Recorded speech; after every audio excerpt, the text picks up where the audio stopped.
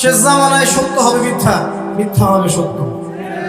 সত্যবাদীকে মানুষ মিথ্যাবাদী বলবে, আর ফাসেক মিথ্যাবাদী মিথ্যুক ভণ্ডকে মানুষ সত্যবাদী মনে করা শুরু করবে। মানুষ দিনকে রাত করবে, রাতকে দিন করবে, ন্যায়কে অন্যায় করবে, অন্যায়কে ন্যায় করবে। আমানতদার ব্যক্তিকে মানুষ খেয়ানতকারী বলবে, খেয়ানতকার ব্যক্তিকে মানুষ আমানতদার বলা শুরু করবে। সুবহানাল্লাহ, এই চলছে এখন সমাজে। তবে এগুলোতে আমরা অবাক হচ্ছি না, বিকজ আমরা জানি যে সিচুয়েশনটা এখনো জামানের দিকেই যাচ্ছে। এটা স্বাভাবিক, এটাই হবে, এটাই স্বাভাবিক, এমনই হবে। এর মধ্যেও আমাদেরকে আল্লাহর ভয়ে কলবে জীবিত রাখতে হবে, নবীর সুন্নতে আমল করতে হবে, চেষ্টা করতে হবে এই ফিতনা থেকে বাঁচার পথ পদ্ধতি বের করার। কমপক্ষে আপনি আপনার পরিবারটাকে নিয়ে ভাববেন। অন্যের কথা না হয় বাড়ি দেন, কিন্তু অ্যাটলিস্ট আপনি আপনার পরিবারটাকে নিয়ে চিন্তা করবেন। চিন্তা করে দেখবেন কোন পরিবেশে আপনি সন্তানকে মানুষ করছেন, কোথায় পড়াশোনা করাচ্ছেন, আপনার মেয়েটার সামনে কোন পরিবেশ ফেস করবে, এই সমাজের মধ্যে সে কি তার ইজ্জত ধরে রাখতে পারবে? চিন্তা করবেন, ওই মেয়ে কি তার সম্ভ্রমের অধিকার ঠিক মতো রক্ষা করতে পারবে? ও কি জেনায় লিপ্ত হওয়া থেকে বাঁচতে পারবে? ও কি ধর্ষণের শিকার হওয়া থেকে বাঁচতে পারবে? চিন্তা করে দেখেন একটু কোন সিচুয়েশন আমরা আমাদের প্রজন্মকে রেখে যাচ্ছি। আমার ভাই কি মাদক থেকে দূরে থাকতে পারবে? আমার ভাই কি মাদকাসক্ত পরিবেশ থেকে নিজেকে বাঁচাতে পারবে? শিরকের সয়লাভ চলছে, আমাদের ভাইরা কি তাওহীদ শিখতে পারবে? সিচুয়েশন রিড করেন। আল্লাহ পাক এই সূরার প্রথমেই আপনাকে নক করছেন, ইযা ওয়াকাআতিল ওয়াকিয়া, স্মরণ করো যখন কিয়ামত সংঘটিত হবে। লাইসা লিল ওয়াকাআতিহা কাযিবা, এই কিয়ামতের ব্যাপারটা মিথ্যা নয়, এটাকে কেউ মিথ্যা মনে করতে পারবে না। পারবে? পারবে না। একটা শুধু আশার বাণী শুনিয়ে দেই যে 10টা আলামত না দেখা পর্যন্ত কিয়ামত হবে না। কয়টা আলামত? 10টা।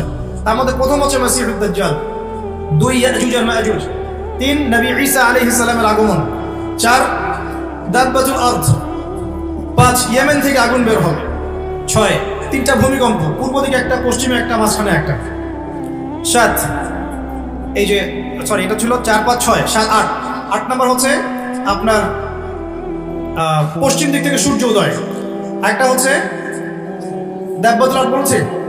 আচ্ছা, আরেকটা আমি এই মধ্যে মনে করতে পারছি না, মানে এই 8টা আরো 2টা আছে, হাদিসটা প্রসিদ্ধ মাশহুর হাদিস, সব কিতাবে পাবেন। এইরকম 10টা আলামত ছাড়া, 10টা আলামত না হওয়া পর্যন্ত কিয়ামত সংঘটিত হবে না ইনশাআল্লাহ। আবার চেষ্টা করে দেখি, 1 নাম্বার মাসিহুদ দাজ্জাল, 2 নাম্বার হচ্ছে নবী ঈসা আলাইহিস সালামের আগমন, 3 নাম্বার হচ্ছে আপনার কি বললাম ইয়াজুজ এবং মাজুজ, 4 নাম্বার দাব্বাতুল আরদ, 5 নাম্বার ইয়েমেনের আগুন, 6 7 8 হচ্ছে আপনার 3টা ভূমিকম্প, 9 পশ্চিম দিক থেকে সূর্যোদয়। একটা মিস করে ফেলছি, এক্স্যাক্টলি, না না আরেকটা আছে, বাতাস না, কে বলতে পারবেন? জি, দুখান, দুখান, রাইট। সুবহানাল্লাহ, কি নাম আপনার? আপনি হাদিয়া নিয়ে যান আমার কাছে। দুখান, দুখান, দুখান মানে হচ্ছে ধোঁয়া, মানে ধোঁয়া দিয়ে পুরো আকাশ ছেয়ে যাবে।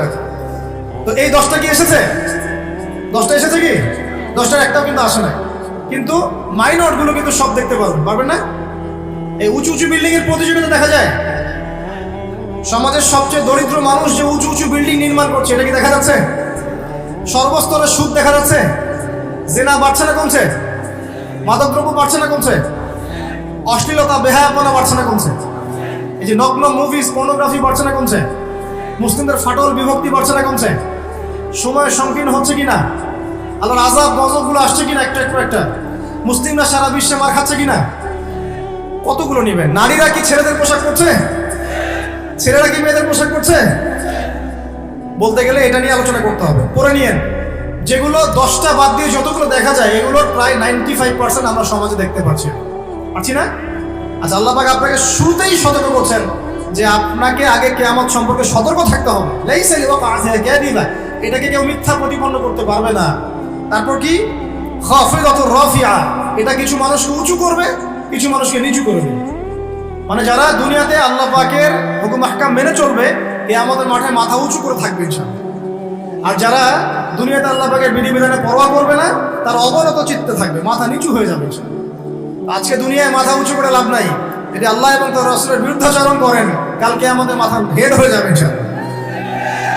আর আজকে ঈমানের কারণে যদি আপনার মাথা নিচু হয়ে থাকে, ইনশাআল্লাহ কাল কিয়ামতে আপনার মাথা উঁচু হবে ইনশাআল্লাহ। ইযা রুজ্জাতিল আরদু রাজ্জান, আল্লাহ পাক বলেন যখন এই পৃথিবীর আরদ, জমিনটা প্রবলভাবে কম্পিত হতে থাকবে।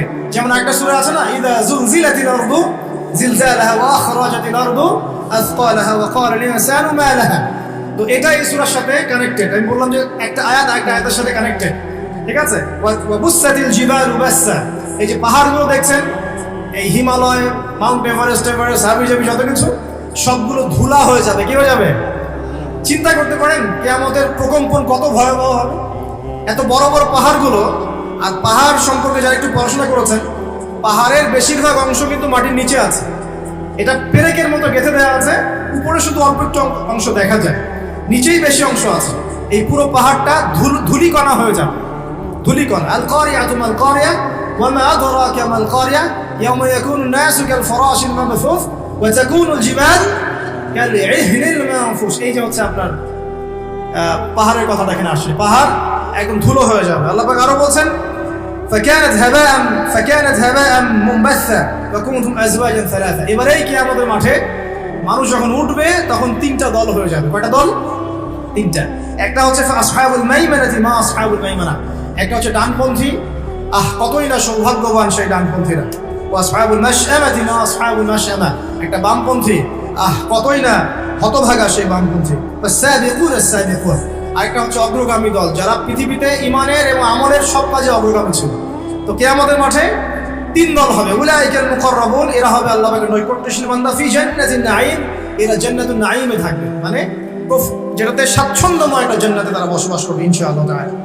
সুল্লাতুম মিনাল আউয়ালিন, পূর্ববর্তীদের মধ্য থেকে বেশি হবে।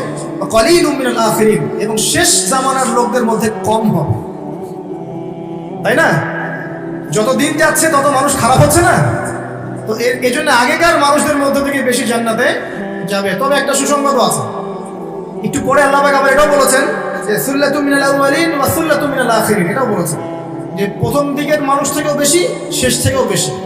এখন যারা আমরা শেষের দিকে আছি, যারা ফিতনা ফাসাদময় পরিবেশে আছে, তাদের জন্য নবী সাল্লাল্লাহু আলাইহি ওয়াসাল্লাম বলেছেন যে তোমরা যদি এরকম ফিতনা ফাসাদময় পরিবেশেও ঈমান ধরে রাখতে পারো, তাহলে 50 জন সাহাবীর সমান নেকি পাবে। এমনকি এমন হাদিস আছে, কেউ যদি আল্লাহর নবীর কোনো মৃত সুন্নতকে জীবিত করতে পারে, সে 50 জন সাহাবীর নেকি পাবে। অন্য একটা হাদিসে আছে 50 জন শহীদ সাহাবীর সমান নেকি হবে। সাহাবী বলছিলেন মিনহুম আও মিন্না ইয়া রাসূলুল্লাহ, হে আল্লাহর রাসূল, এই 50 জন কি আমাদের মধ্যে না ওদের মধ্যে? নবী সাল্লাল্লাহু আলাইহি ওয়াসাল্লাম বলেন বাল মিনকুম, তোমাদের মধ্য থেকে। সুবহানাল্লাহ। এখানে আপনি বুঝতে পারছেন যে আমাদের সতর্কতা, আল্লাহবাদগুলো রিড করবেন, সতর্ক থাকবেন। এবং কিয়ামতের মাঠে মানুষ তিনটা দলে ভাগ হয়ে যাবে। বামপন্থীরা জাহান্নামী, ডানপন্থীরা জান্নাতি, এটা সাধারণ জান্নাতীরা, এবং সামনে যারা, এরা হচ্ছে সাবিকুনাল আউয়ালিন, মানে প্রত্যেকটা কাজেই অগ্রগামী ইনশাআল্লাহ। এরা জান্নাতুন নাঈমের মতো থাকবে। এখানে নবীগণ, শহীদগণ, সিদ্দিকগণ থাকবেন ইনশাআল্লাহ তাআলা। আমরা দোয়া করি আল্লাহ পাক আমাদের সবাইকে সেখানে থাকার তৌফিক দান করুন। যদি সেখানে থাকতে নাও পারি, আল্লাহ পাক অ্যাটলিস্ট ডানপন্থীওয়ালা বানিয়ে দিন, আমিন। আল্লাহ পাক যেন বামপন্থীদের অন্তর্ভুক্ত না করে, আমিন ইয়া রাব্বুল আলামিন। আল্লাহ পাক তার নবীর মাধ্যমে একটা হাদিস জানিয়েছেন, এটা বলে আমি সামনে যাই। নবীজি বলেছেন যে জান্নাতীদের মোট 120টা কাতার হবে। কয়টা? জান্নাতীদের মধ্যে মোট 120টা কাতার মানুষ হবে, যার মধ্যে 80টা কাতার হবে এই উম্মতে মুহাম্মাদের মধ্যে।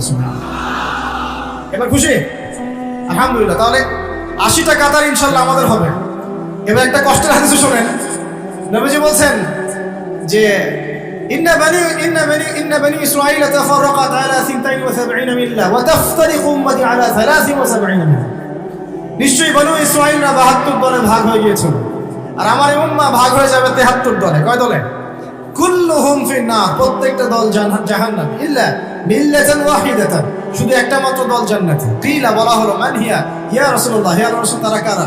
নবীজি বলেন মা আনা আলাইহি ওয়া আসহাবি আল-ইয়াউমা, আজকের দিন আমি আর আমার সাহাবীরা যার উপর আছে। 1400 বছর আগের কথা। ওই সময় আল্লাহর রাসূল এবং তার সাহাবীরা যে আকীদা, আদর্শ, মানহাজ তার উপরে ছিলেন, এর উপর যারা থাকবে ইনশাআল্লাহ তারা জান্নাত। তো আমরা চেষ্টা করবো আমাদের প্রতিটা কাজ, আমল, আকীদা, মানহাজ যেন তাদের মতো হয়। আল্লাহ পাক তৌফিক দান। এখানে একটা ভয়ের ব্যাপার আছে। আবার আরেকটা সুসংবাদ শোনেন। নবীজি একদিন বসে সাহাবীদেরকে বলছেন, শোনো, এই উম্মতের মধ্যে 70,000 মানুষ আছে যারা বিনা হিসাবে জান্নাতে যাবে। বিনা হিসাবে, বিনা আযাবেও, মানে কোনো আযাবও নাই, কোনো হিসাবও নাই। সাহাবীরা এবার কথোপকথন করতে লাগলেন। নবীজি চলে গেছেন, এটা বলে চলে গেছেন।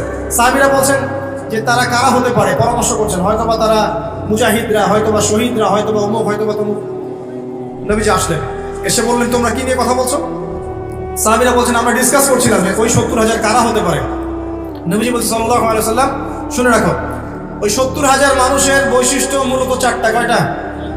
এক, তারা শুভ অশুভ এসব লক্ষণে বিশ্বাস করে না, মানে কোনো শিরকের সাথে ওদের কোনো সম্পর্ক নেই। কথা বুঝতে পারছেন?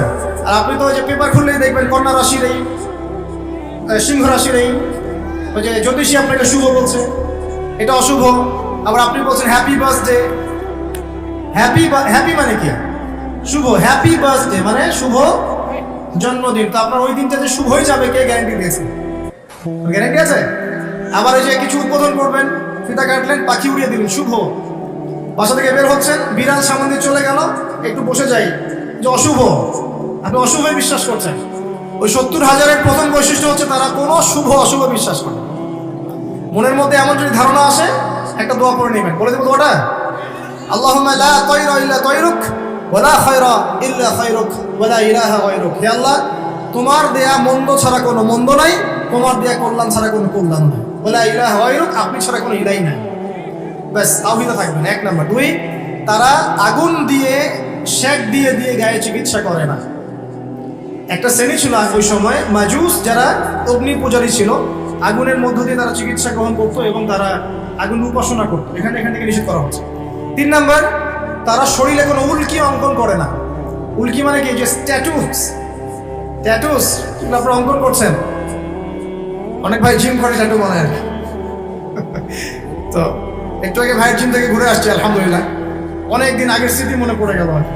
আল্লাহ পাক, দোয়া করি আল্লাহ পাক আমাদের ভাইদেরকে শরীর, আত্মা, মন সবকিছু সুস্থ রাখুক, আমিন। আর একটা পরামর্শ দিব যে আপনারা কায়িক পরিশ্রম করবেন, এবং এগুলো আমাদের উচিত। ফিজিক্যাল এক্সারসাইজ করা উচিত। একটু ফিজিক্যাল গেমস খেলে কোনো সমস্যা নেই, কিন্তু হয়তো সময় নষ্ট করে খেলা দেখলে সমস্যা। যে খেলা আপনার ফিজিক্যাল উপকারিতা আছে আপনি খেলতে পারেন। কাদের কথা বলছেন? ডানপন্থী এবং অগ্রগামী। তারা সুউচ্চ আসনে হেলান দিয়ে বসে থাকবে, মুত্তাকিন আলাইহা মুতাকাবিলিন, তারা একে অপরের সাথে মুখোমুখি বসবে।